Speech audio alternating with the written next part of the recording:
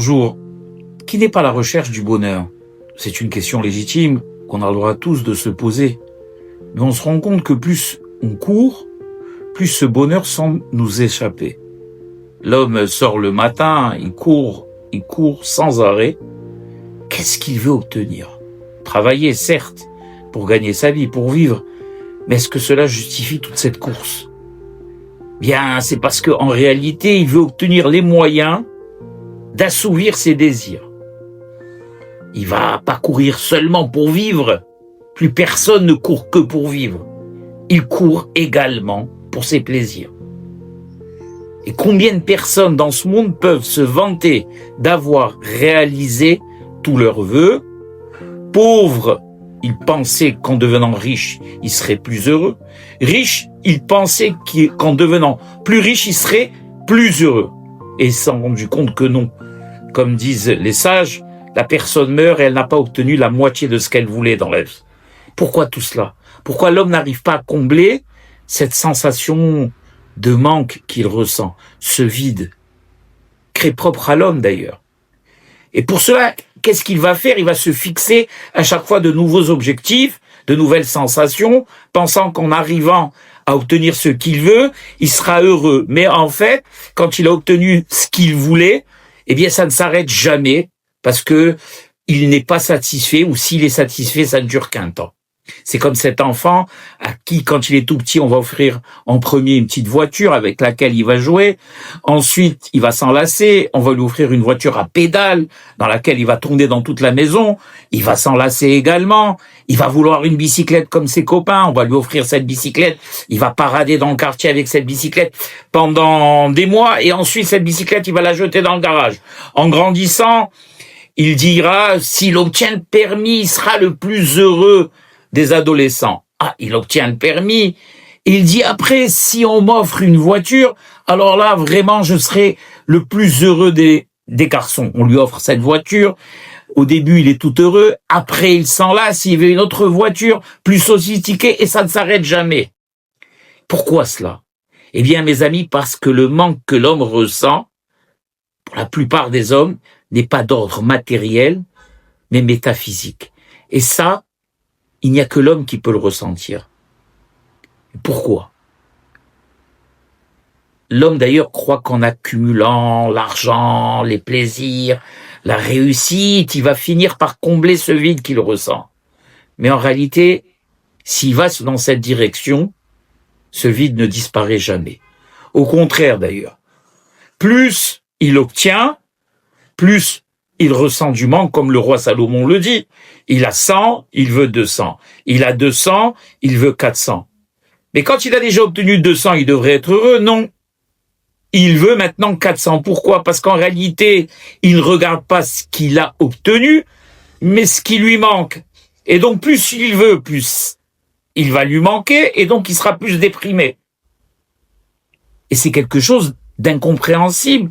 D'où vient cette avidité dont l'animal n'est pas pourvu, puisque l'animal se contente de ce qu'on lui donne à manger. Et il va jamais vouloir plus. C'est l'énigme même d'ailleurs de la vie. Comment on va donc arriver dans ce monde au bonheur? Est-ce que l'homme est condamné à courir après ses désirs sans jamais s'arrêter? Eh bien, pour essayer de comprendre ça, on va analyser le problème. Le problème, mes chers amis, provient du fait que l'homme se trompe complètement sur sa nature. Quand je dis l'homme, je dis la plupart des hommes.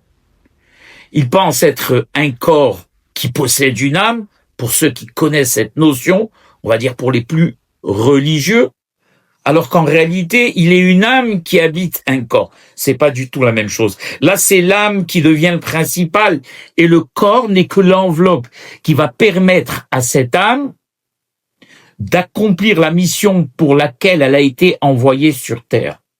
Donc, en réalité, le corps n'est que secondaire, et c'est l'âme qui, elle, entend, ressent, voit, veut. Les psychiatres appelleraient ça aujourd'hui le psyché. Mais cette âme, il faut le savoir, elle a sa propre nourriture. pas n'importe laquelle. C'est une nourriture délicate, celle que Dieu a voulu. La Torah, les mitzvot, le travail sur soi, le bien. On se rend compte d'ailleurs que quand on nourrit l'âme avec ces ingrédients, on ressent une satisfaction qui ne s'estompe pas tout de suite. Mais lorsqu'on essaie de la tromper, de la combler avec des plaisirs matériels qui sont, on va dire, plus abordables parce qu'on les trouve à portée de la main, en réalité, on ne fait que créer une illusion et jamais une satisfaction.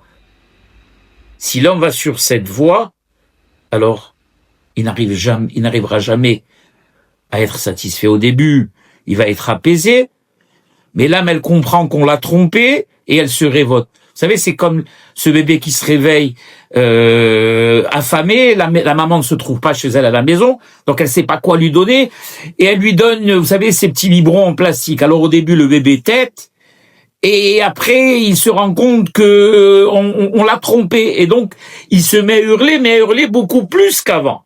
C'est exactement la même chose. Pourquoi l'âme hurle encore plus qu'avant? Parce que elle se rend compte que le vide est encore plus profond.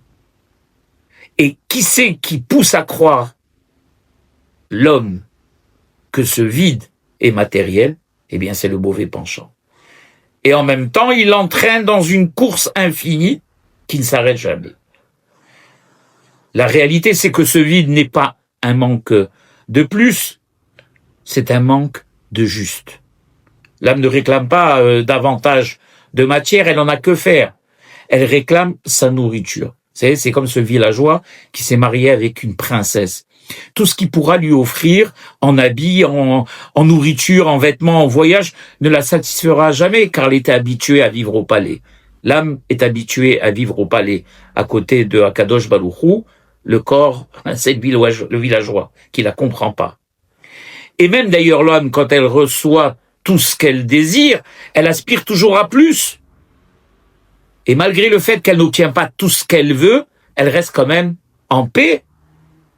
Vous savez, c'est comme le dit le roi Salomon, je me suis réjoui de ta parole comme si j'avais trouvé un trésor. On trouve un trésor, on n'a pas les moyens de tout emporter, malgré tout, on est triste parce qu'on a laissé une partie de ce trésor, mais on est quand même content d'avoir pu remplir nos poches de quelque chose. Eh bien, c'est exactement la même chose dans le spirituel. Et l'homme, pourquoi il n'arrive pas à comprendre ça? Eh bien, parce qu'il est pris dans le bruit, dans le brouhaha, dans le tumulte de la vie. Il court, il s'agite, et il n'entend pas, il ne s'entend pas. Il n'entend plus cette voix intérieure, cette musique de l'âme qui l'appelle. Et c'est son devoir, d'ailleurs, à revenir à l'essentiel. Il n'y a que dans le calme qu'il peut enfin s'écouter. Ça nous est arrivé à tous. On s'est retrouvés à la campagne ou sur une plage, et là on s'est mis à réfléchir. Et il faut pas louper ces moments. Et quelle est donc la solution? Comment on va parvenir donc au bonheur? L'homme est-il condamné à être un éternel insatisfait, à courir après ses besoins, tiraillé entre le corps et ses besoins légitimes? La Torah ne les dénigre pas, loin de là. Et l'âme qui réclame son dû. Eh bien, tout le secret est dans l'équilibre. Donner au corps ce qu'il lui faut sans excès. Et nourrir l'âme en priorité. Sinon, malheureusement, l'homme se perd et tombe dans la tristesse, voire le vide profond, je dirais même. Et alors, le bonheur est beaucoup plus près, d'ailleurs, qu'on ne le croit. Il n'est pas loin, il se trouve dans le cœur de chacun.